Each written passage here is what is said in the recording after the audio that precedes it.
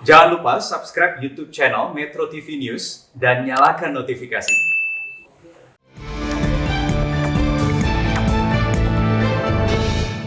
Ujian kemaslahatan pilkada.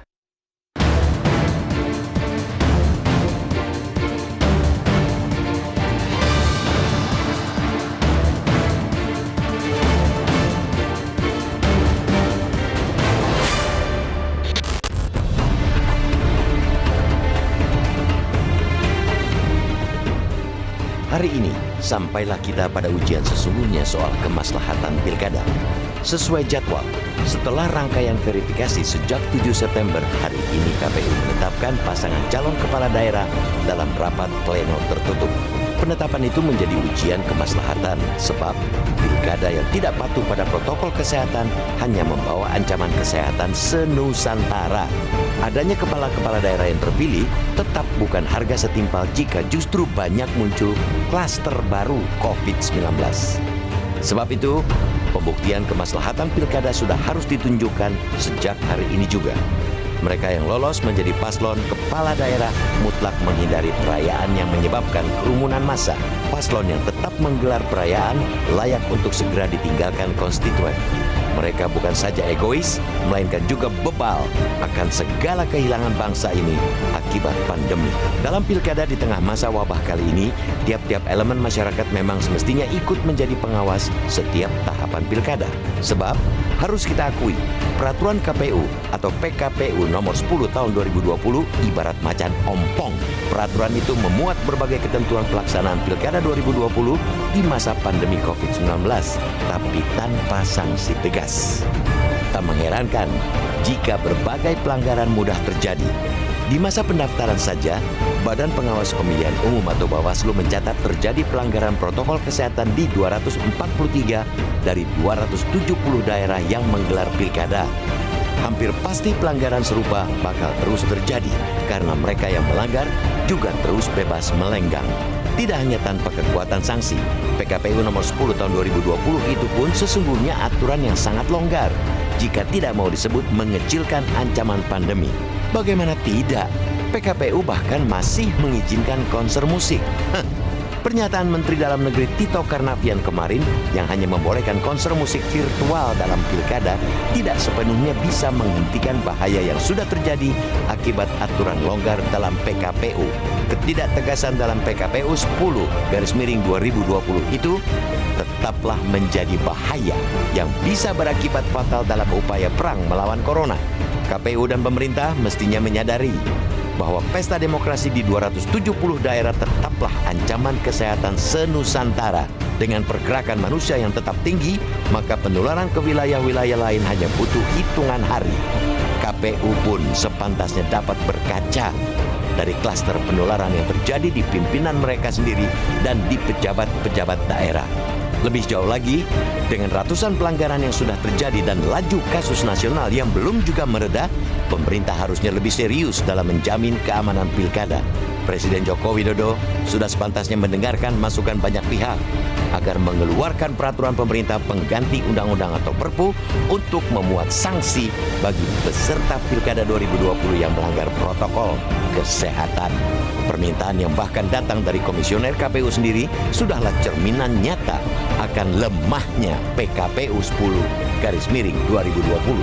Ketika pemerintah berkukuh tetap melaksanakan pilkada, maka sepantasnya lah juga membuktikan kesungguhan dalam melindungi rakyat. Adanya anggapan bahwa Perpu tidak dibutuhkan ataupun terlalu tinggi untuk mengatur pelaksanaan tahapan pilkada justru sebuah kekeliruan. Anggapan bahwa Perpu tidak perlu ada sesungguhnya bertolak belakang dengan keinginan Presiden bahwa aturan di masa pandemi semestinya lebih proaktif dan progresif. Perpu bentuk nyata regulasi yang proaktif dan progresif.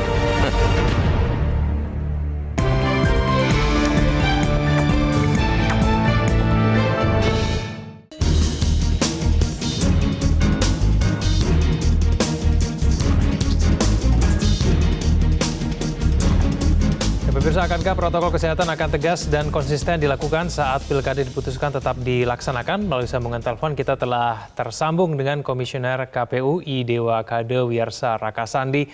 Pak Sandi, selamat pagi.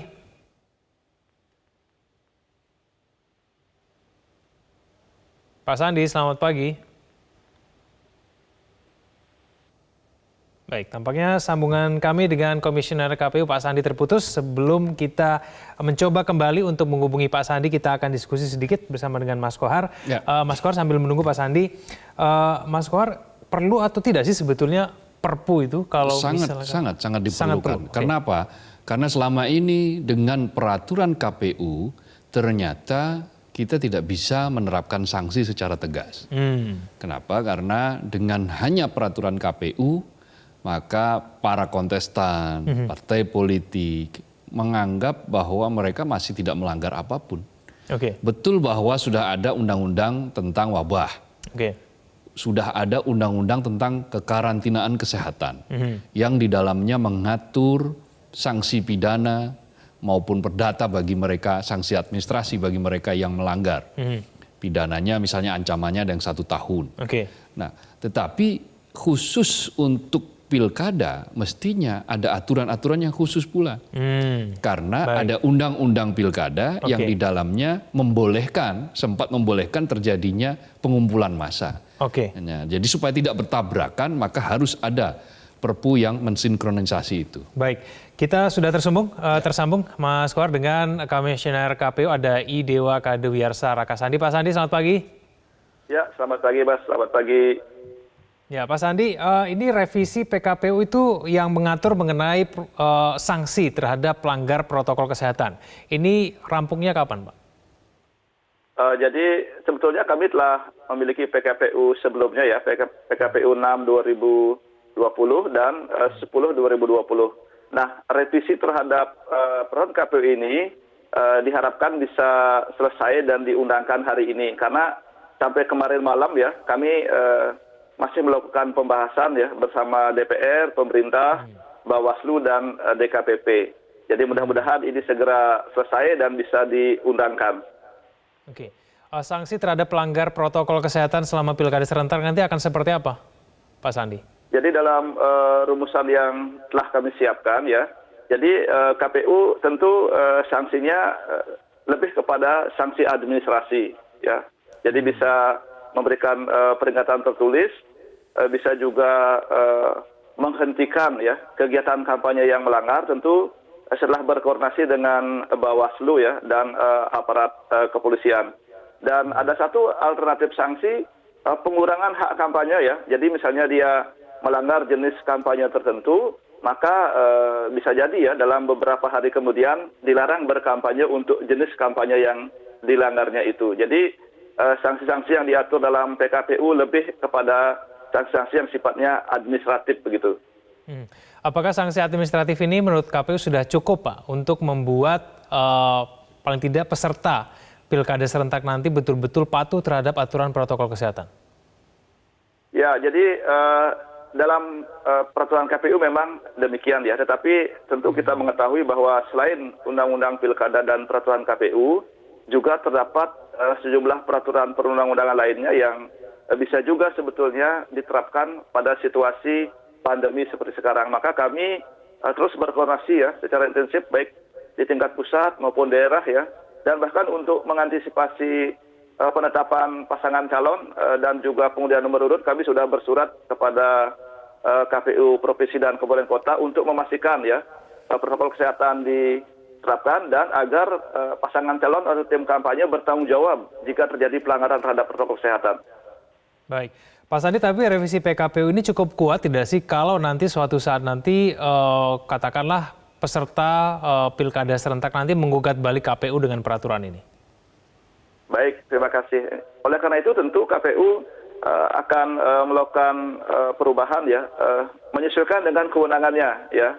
Tidak boleh kemudian KPU sedemikian rupa ya memberikan sanksi tetapi tidak ada landasan hukumnya ya. Saya kira itu. Namun demikian, yang ingin saya sampaikan selain kita berbicara soal sanksi ya, sebetulnya yang paling penting adalah bagaimana semua pihak ya, terutama kami berharap penyelenggara ya, kemudian pasangan calon yang akan ditetapkan ya hari ini ya, kemudian diundi nomor urutnya besok, kemudian juga partai politik pengusul ya, kami harap beliau-beliau ini sebagai tokoh masyarakat ya, putra-putri terbaik di daerahnya bisa memberikan contoh secara nyata kepada masyarakat tentang kepatuhan kepada protokol kesehatan begitu. Baik, Pak Sandi, dari KPU sendiri butuh perpu tidak? Artinya begini, idealnya tentu ya ketika diberikan penguatan melalui undang-undang atau setingkatnya atau perpu. Namun demikian saya kira ini situasi telah berjalan, kami mengoptimalkan apa yang ada di dalam undang-undang dan apa yang bisa dilaksanakan berdasarkan kewenangan yang kami miliki. Nah, selebihnya tentu untuk bisa menjadi pertimbangan ya bagi pemerintah dalam hal ini yang memiliki kewenangan untuk itu. Baik, Komisioner KPU Idewa Kade Wiyarsa Rakasandi, terima kasih telah bergabung bersama kami di Editorial Media Indonesia. Selamat pagi Pak Sandi. Mas Kuar, sebelum kita jeda, dari pembicaraan saya tadi dengan Komisioner KPU, sanksi administratif yang nanti akan dikenakan kepada pelanggar protokol kesehatan. Betul. Nah, kebanyakan yang terjadi di Indonesia, sanksi administratif itu tidak memiliki dampak atau efek jera. Jangankan sanksi administratif, sanksi paksa badan dalam pengertian pidana saja, kurungan saja, itu juga tidak menghadirkan efek jera. Tidak banyak menghadirkan efek jera. Karena itu sebetulnya sanksi yang paling kuat itu adalah misalnya diskualifikasi. Kalau mereka betul-betul melanggar protokol kesehatan, maka langsung saja diskualifikasi, berani tidak melakukan hal semacam ini. Nah, itu akan bisa dilakukan, memiliki ketegasan apabila ada perpu. Maka itulah pentingnya perpu. Kan tadi juga disebutkan bahwa idealnya ada aturan undang-undang atau setingkat undang-undang yang menguatkan itu, sanksi itu. Nah, setingkat undang-undang kan pasti perpu namanya. Dan perpu itu boleh dikeluarkan dalam situasi darurat. Nah, kita sedang dalam situasi darurat, darurat pandemi. Ketika kurvanya sedang mendaki, positivity rate-nya kita itu masih tetap tinggi, lalu setiap hari kita menemukan juga orang terpapar positif di mana-mana, dan itu terjadi juga salah satunya karena kerumunan, intensitas kerumunan yang juga makin banyak, maka lakukan saja hal-hal yang bisa mencegah itu supaya pilkada ini tidak menjadi bencana. Pilkada tidak menjadi malapetaka. Tetapi pilkada itu mendatangkan maslahat. Kenapa misalnya pemerintah itu tetap ngotot menyelenggarakan pilkada 9 Desember? Karena ini sebetulnya sudah ditunda. Karena berdasarkan undang-undang pula, aturan pula bahwa kalau nanti sampai akhir masa jabatan, maka akan ada namanya PLT kan, pelaksana tugas di sebuah daerah atau di pemerintahan daerah. Nah, PLT itu kewenangannya terbatas. PLT itu tidak memiliki kewenangan eksekutorial yang sangat penting. Dia tidak boleh membuat sebuah kebijakan-kebijakan baru. Sementara proses pandemi, terjadinya COVID-19 ini membutuhkan langkah-langkah cepat untuk melakukan eksekusi dan kebijakan-kebijakan baru, dan tidak mungkin dilakukan oleh seorang PLT. Baik, kita jeda dulu, Mas Kuar. Pemirsa jangan kemana-mana, kami akan kembali usai jeda yang satu ini.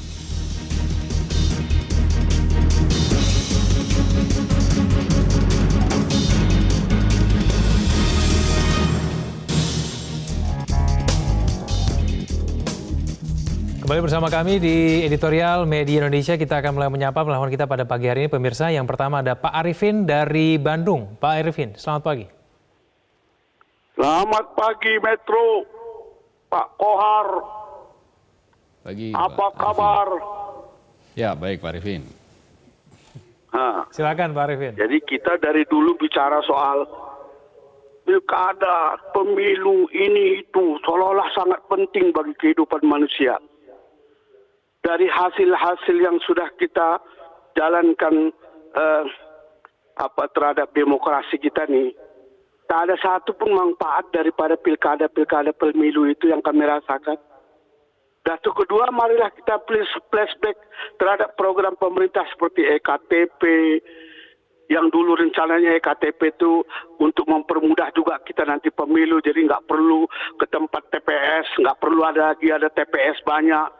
Sudah main serba digital, bisa dari rumah, itu nggak pernah lagi kita ungkit-ungkit begitu. Padahal itulah kejelekan-kejelekan dari program yang dibuat sendiri oleh pemerintah, yang tidak dijalankan sendiri oleh pemerintah, yang akibatnya sekarang ini kita lihat repot, ya kan? Nggak boleh berkumpul, nggak boleh ini, nggak boleh itu. Ya, Perdebatannya begini Pak Arifin, sangat. kalau nanti pada saat pilkada serentak ini akan dilakukan bersama dengan pandemi COVID-19, di mana kemudian masyarakat harus mengikuti protokol kesehatan bersama dengan pasangan calon. Pak Arifin percaya tidak nanti pasangan calon ini akan mengikuti protokol kesehatan atau tidak? Enggak. Saya katakan enggak. Karena budaya masyarakat Indonesia ini rata-rata masih di bawah garis kerendahan kebudayaan. Jadi mau gelarnya panjang, mau tidak punya gelar panjang, budayanya masih perlu disedihkanlah begitu. Oke, Jadi, baik. Terima kasih Pak Arifin dari Bandung. Di belakangnya ada Pak Bambang Sabtono dari Surakarta. Pak Bambang, selamat pagi. Selamat pagi Metro TV dan selamat pagi saudaraku bangsa Indonesia. Ya, silakan Pak Bambang. Bahwa pilkada serentak di 270 daerah tetap akan diselenggarakan pada 9 Desember 2020, yaitu bertepatan dengan pandemi COVID-19. Di mana Mas, sampai sekarang ini jumlah korban yang diakibatkan COVID-19 di Indonesia masih terus meningkat. Kasus positif 252 ribuan, ini setara dengan lebih dari 1,4 juta orang. Dan yang meninggal hampir 10.000 orang. Di sisi lain Mas, tahapan pilkada serentak juga harus terus berjalan sesuai dengan schedule yang sudah ditetapkan. Namun yang perlu kita waspadai Mas, yaitu tahapan pilkada serentak yang berpotensi terjadinya pelanggaran protokol kesehatan, yaitu secara massal atau secara besar-besaran. Di antaranya Mas, pertama, pengambilan nomor urut atau istilahnya pengundian nomor urut calon kepala daerah yang akan diselenggarakan besok. Saya yakin ini situasinya hampir sama dengan waktu pendaftaran kemarin. Kalau kemarin dari 270 daerah, itu pelanggaran ada 243. Ini saya yakin akan terulang. Kemudian yang kedua, kampanye pada 26 September hingga 5 Desember. Dan ini kalau kita juga tidak dengan peraturan atau penerapan sanksi yang tegas, ini juga akan berpotensi pelanggaran besar-besaran terhadap protokol kesehatan. Yang ketiga, pada saat pemungutan atau penghitungan suara pada 9 Desember, ini sama. Yaitu kuncinya bahwa ada perpu seperti yang disampaikan oleh Bung Kohar tadi, perpu terkait dengan ancaman bahwa pelanggaran di dalam peraturan protokol kesehatan ini bisa calon itu didiskualifikasi. Ini baru akan memberikan efek jera bagi pelanggaran terhadap pilkada di masa pandemi ini. Nah, oleh karena itu Mas, saya berpesan untuk yang pertama kepada calon kepala daerah agar memberikan keteladanan khususnya di dalam mentaati protokol kesehatan. Yang kedua, laksanakan penegakan hukum dan sanksi tegas terhadap pelanggaran dalam pilkada. Yang ketiga, untuk masyarakat, kami ucapkan selamat berpesta demokrasi dan taatlah di dalam menjalankan protokol kesehatan. Terima kasih Mas. Baik, terima kasih Pak Bambang. Di belakangnya ada Pak Adi dari Bogor. Pak Adi, selamat pagi. Pagi. Ya, terima kasih. Saya bingung mau mulai dari mana, banyak yang tidak masuk akal saya ya, sebagai rakyat. Katanya keselamatan rakyat di nomor 1. Ini kan sekarang lagi wabah kesehatan, wabah pandemi. Jadi kan harusnya kesehatan rakyat atau keselamatan diutamakan. Itu pilkada itu kan lebih ke siawat politik. Saya nggak tahu putusan pilkada tidak ditunda ini apakah tanpa pikiran, perasaan, atau ada titipan gitu. Jadi saya udah speechless lah dengan pemimpin negara ini gitu. Itu apa ya? Mungkin gara-gara ini juga Pancasila itu negara hukum, tapi hukum cuma sebagai panglima bukan sebagai kaisar. Indonesia itu sebagai negara Pancasila juga negara hukum, tapi hukumnya itu berdasarkan sila keempat Pancasila, musyawarah, alias kalau negatif ya kong kali kong, nego, nggak penegakan hukum secara mutlak gitu. Padahal sekarang diperlukan penegakan hukum secara mutlak dulu gitu kan. Jadi perlu di falsafah Pancasila itu benar-benar perlu di ini. Kita tahu sendiri alasannya kan pilkada tidak ditunda kan katanya tidak ada yang tahu kapan pandemi akan berakhir. Tapi semua orang tahu bahwa pandemi akan lebih lama berakhir kalau pilkada diadakan gitu loh. Jadi keselamatan rakyat diutamakannya tuh di mana? Tidak akan berakhir kalau diadakan pilkada gitu kan. Ini saya bingung lah. Terima kasih. Baik, terima kasih Pak Adi dari Bogor. Kami sudah menangkap poinnya. Di belakangnya ada Pak Iwan dari Jember. Pak Iwan, selamat pagi. Selamat pagi Mas Kevin dan selamat pagi Bang Kohar. Ya. Begini, 270 daerah, 243 pilkada, ini merupakan klaster baru yang berbahaya secara nasional. Sebab situasi yang kemarin ini saja sudah meningkat sedemikian rupa masalah COVID-19. Jadi kalau kemudian ini dilaksanakan, saya yakin tidak akan terkendali. Kalau itu kemudian dibebankan kepada partai atau kepada paslon, maka yang jadi masalah, yang salah itu sebenarnya masyarakatnya. Paslon tidak akan bisa mempertanggungjawabkan itu karena dia tidak bisa mengendalikan masanya, partai saja tidak bisa mengendalikan. Oleh sebab itu, kalau ini terjadi dilaksanakan, berarti ini keselamatan masyarakat, keselamatan rakyat dan masalah kesehatan ini jadi masalah. Walaupun diperbarui peraturan pemerintah mengenai KPU ini atau undang-undangnya tentang pilkada, ini tidak akan menjamin. Oleh sebab itu kesimpulannya cuma satu kata saja, ditunda. Sampai kapan? Ya harus segera diselesaikan masalah kesehatan ini. Walaupun protokol kesehatan dilaksanakan, mustahil dapat terwujud itu. Baik, ini terima kasih. Pengalaman membuktikan seperti itu. Saya kira begitu. Baik, terima kasih Pak Iwan dari Jember. Pemirsa jangan kemana-mana, kami akan kembali usai jeda berikut ini.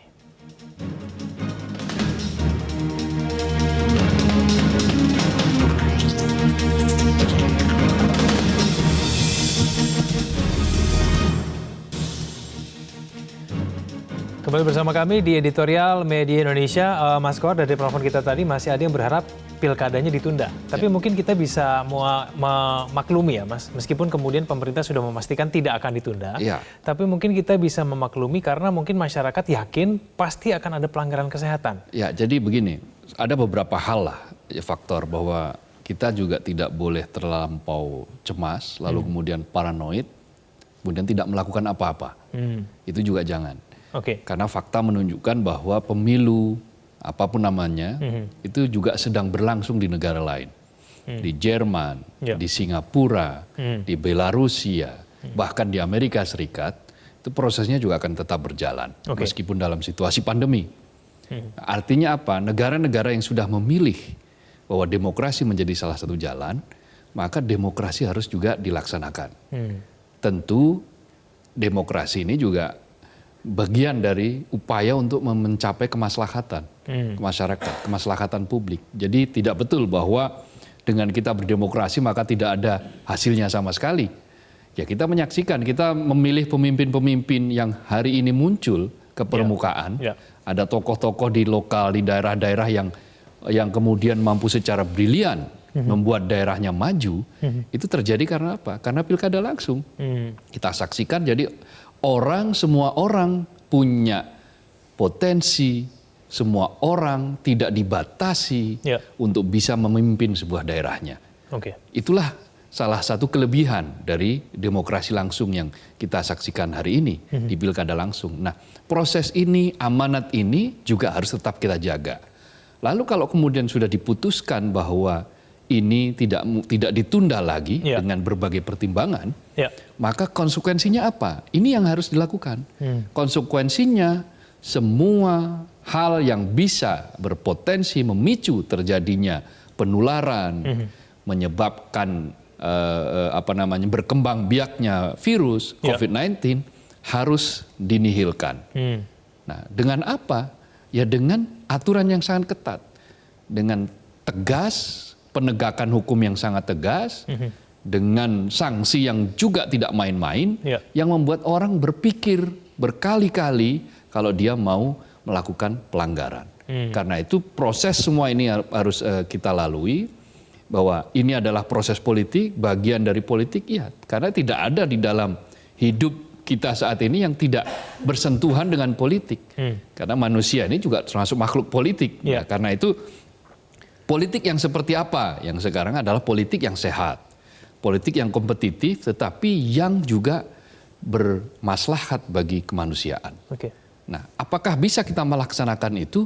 Itulah ujiannya. Itulah yang kita bicarakan hari ini. Itulah yang sedang kita desakkan kepada para stakeholders di bidang pemilu pilkada kali ini untuk merancang supaya pilkada ini aman meskipun dilaksanakan di masa pandemi. Bahwa mungkin tingkat partisipasinya tidak sesuai dengan yang diharapkan ya tentu saja itu otomatis. Karena kita juga tidak bisa memaksa orang untuk kemudian datang dengan alasan bahwa saya takut untuk datang. Iya. Dengan berbagai pertimbangan. Itu adalah hak asasi yang juga harus dihormati, dihargai. Nah, dengan cara seperti itu, maka yang dilakukan pemerintah adalah menggaransi. Mengapa masyarakat atau publik kemudian ya sudahlah tunda saja. Karena masyarakat melihat kemarin ketika pendaftaran bakal calon. Ketika pendaftaran arak-arakan terjadi. Ya. Bawa bendera, Ya. masker ada yang tidak dipakai dengan cara yang benar, kerumunan terjadi, tidak ada jaga jarak. Artinya itu kan semua menjadi potret ya. Potret yang kemudian di-capture oleh masyarakat, melahirkan persepsi yang muncul di benak masyarakat bahwa ini bisa menjadi klaster baru, ini bisa menjadi sumber baru. Ya. Tetapi keputusan sudah diambil. Pemerintah tidak menunda, 9 Desember tetap akan dilakukan pilkada. Sekarang adalah jalan supaya kita selamat bagaimana. Nah ini yang sedang dibicarakan. Perpu itu menjadi sesuatu yang pilihan yang sangat bagus, sangat ideal apabila itu ditempuh. Karena apa? Dengan Perpu maka tindakan tegas bisa dilakukan, efek jerah bisa muncul dan masyarakat, publik menjadi tidak main-main nih. Dia tetap bisa mengikuti proses pemilihan dengan cara yang sudah ditetapkan sesuai protokol kesehatan. Jadi kita ini kan karena selama ini hidup dalam sebuah proses yang tidak berprogres secara smooth gitu ya. Tadi disebutkan oleh penelepon misalnya, kenapa kita tidak menggunakan digital sistem dan seterusnya. Karena memang masih banyak sekali distrust di antara kita ini, ketidakpercayaan. Bahwa kalau menggunakan digital itu nanti takutnya diakalin dan seterusnya. Padahal kan ini kan sesuatu yang di negara-negara yang sudah maju sudah dipraktekkan hal-hal semacam ini. Maka ya sudah, kita menghadapi situasi masih seperti sekarang ini, penetrasi internet juga belum merata, maka kampanye virtual juga mungkin efektif di beberapa titik, tetapi di beberapa titik yang lain menjadi tidak efektif. Di desa-desa mungkin juga kurang efektif karena keterjangkauan internet juga masih sangat terbatas. Maka ini harus diberikan rumusan bersama. Kalau tetap ini dilakukan, maka ayo semua punya tanggung jawab nih. Semua tanggung jawab untuk melakukan disiplin masing-masing. Proses harus terus berjalan. Gitu. Karena apa? Hari ini sudah penetapan calon. Tidak mungkin ini lagi tahapannya sudah tidak mungkin diundur lagi. Besok adalah pengundian nomor urut dan yang paling penting adalah jaga ini proses ini. Jangan sampai kita jatuh kepada apa yang oleh sosiolog dan ahli demokrasi Inggris Colin Crouch, kita masuk dalam fase apa yang disebut dengan post demokrasi gitu kan. Pasca demokrasi. Ya, seolah-olah demokratis tetapi itu hanya artifisial. Ya, substansinya tidak dapat diraih sama sekali. Nah, kampanye kerumunan misalnya. Selama ini kan yang terjadi orang datang karena tersedot untuk menonton konser musik. Itulah kenapa kemarin sempat kontroversi bahwa konser musik tetap diadakan. Dia tadinya dianggap sebagai gimmick, tetapi sebetulnya justru orang datang untuk mencari hiburan. Orang datang tidak untuk mendengarkan bagaimana paparan sang calon ini. Kebanyakan mayoritas tidak akan mendengarkan itu. Nah, itu namanya jatuh pada demokrasi yang post demokrasi menurut Colin Crouch. Ini yang harus dihindari supaya demokrasi kita tidak rusak. Karena merusak demokrasi itu ada dua, kembali ke otoritarian dan satu menuju post demokrasi itu. Itu yang harus kita hindari. Nah, caranya bagaimana? Atur yang baik.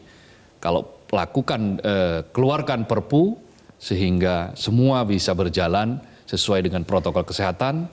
Yang melanggar kalau sampai intensitas tertentu dia harus berani untuk didiskualifikasi. Baik, Mas Kohar, terima kasih telah bersama kami Ya, pada makasih, Dan. editorial Media Indonesia pada hari ini. Pemirsa, ketika pemerintah kukuh tetap melaksanakan pilkada, maka sepantasnya lah juga membuktikan kesungguhan dalam melindungi rakyat.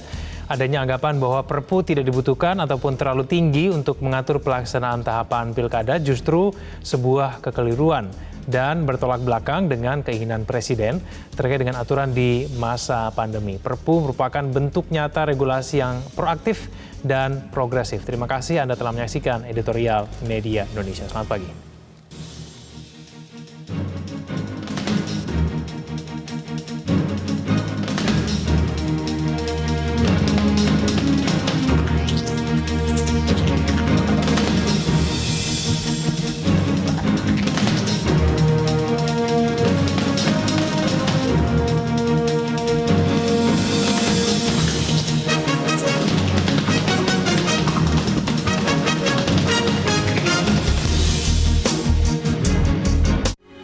Metro TV, knowledge to elevate.